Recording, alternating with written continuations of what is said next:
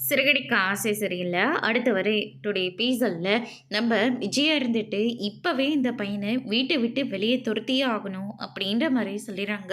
ரோகிணி ரொம்பவே பயந்துகிட்டு, மனோஜ உள்ள கூட்டிட்டு போயிட்டு, "அவன் நல்ல மார்க் தானே எடுத்திருக்கான். நீங்க கையெழுத்து போட்டு குடுக்க வேண்டியது தானே. என்ன என் மேல இருந்த பயம் எல்லாமே உங்களுக்கு போச்சா?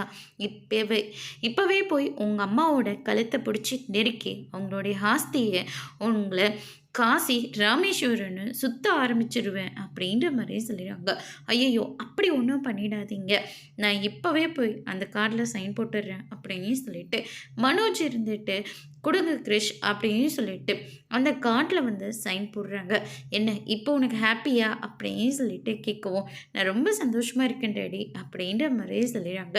அதுக்கு அடுத்ததா நம்ம விஜயா இருந்துட்டு, மனோஜ் கிட்ட பயங்கரமா கோவப்படுறாங்க. "உனக்கு என்னதான் ஆச்சு? எதுக்காக நீ இப்படியெல்லாம் நடந்துக்கிற? பார்க்குறவங்க தப்பா நினைக்க மாட்டாங்களா? உண்மையாவே அந்த குழந்தை உன்னோடது தான்னு எல்லாரும் நினைக்கிற மாரி நீ நடந்துட்டுருக்க. இப்பல்லாம் நீ வர வர என்னோட பேச்ச கேட்க மாட்டேன்ற.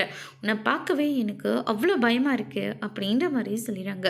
"அம்மா சின்ன பையன்ம்மா, நல்ல மார்க் தாம்மா எடுத்திருக்கான். கவலைப்படுறதுக்கு ஒண்ணும் கிடையாதும்மா. வேற வேலை இருந்தா போய் பாருங்கம்மா." அப்படின்ற மாரி, "எல்லாமே உங்களோட நல்லதுக்காக தான் நான் சொல்றேன்." அப்படின்ற மாரி மனோஜ் வந்து சொல்லிட்டு அவரு பாட்டுக்கு கிளம்பி போயிடுறாங்க. முத்துக்கெல்லாம் பயங்கர அதிர்ச்சி இருக்கு. "இவனா இப்படியெல்லாம் பண்றான்?" அப்படின்னு சொல்லிட்டு. அதோட இன்னைக்கான ப்ரோமோ முடிச்சிருக்காங்க.